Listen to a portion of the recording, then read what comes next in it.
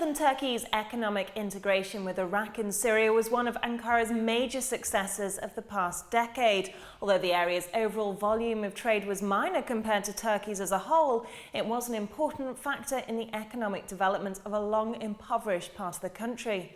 The ongoing conflict in Syria, however, has dramatically reversed this trend. Aaron, how has the unrest in Syria affected Turkey's economy? The most tangible aspect that you're having is the refugee influx. I mean, Turkey is hosting over 2 million refugees, and this is a large burden on the state to both provide housing for these people in refugee camps, and Turkey has gone above and beyond in providing medical services and a lot of aid to prop up or at least give help to all these Syrian refugees that they have. On the other aspect, you are seeing a decrease in border trade, which is obviously natural given what's going on in Syria and Iraq. But I would say that the biggest loss for Turkey is the difficulty in Iraq, because it was the overland route to a lot of its more lucrative markets in the Arab Gulf states. So once they lost Syria, they were going through Iraq, and now they've lost Iraq. So I would expect trade to continue to decrease and be difficult. Keeping in mind, though, that trade with northern Iraq, the Iraqi Kurdistan, remains robust and will probably expand. So looking at the Syrian refugees more closely now, and what sort of figures are we looking at, and how is Turkey managing this? They're managing it quite well. I mean, the camps that the government is putting in place are widely touted as being probably the best in the world, maybe not the best in history. And I say that without hyperbole. But I think we're coming to the breaking point here. I mean, Turkey is hosting a lot of refugees. The conflict continues.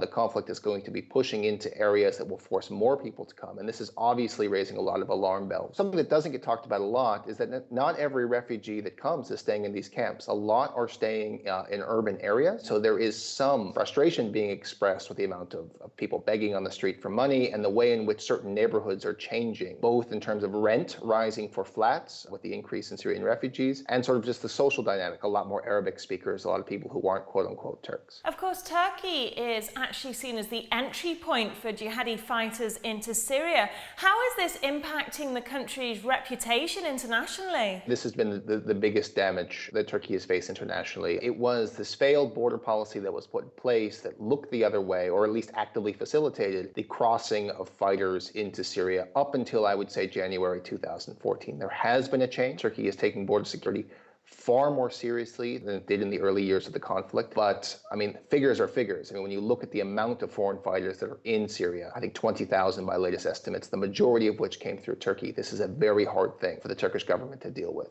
It's a very bad reputation that the Ankara government has, both internationally in the Western world and particularly in the Arab world. So does Turkey have an action plan moving forward, or will this crisis really drive the country's economy into the ground? Syria narrative is built upon the election narrative. All of a sudden, Turkey's story that is so important for investors is no longer the emerging, growing market that you can place money in, and you have a dynamic government that's eager to make the economic changes to continue growing the economy. I think the concern now is conflict in Syria, greater authoritarianism on the government, and a lack of enthusiasm for making the economic reforms needed to continue to attract capital and to allow for Turkey to grow.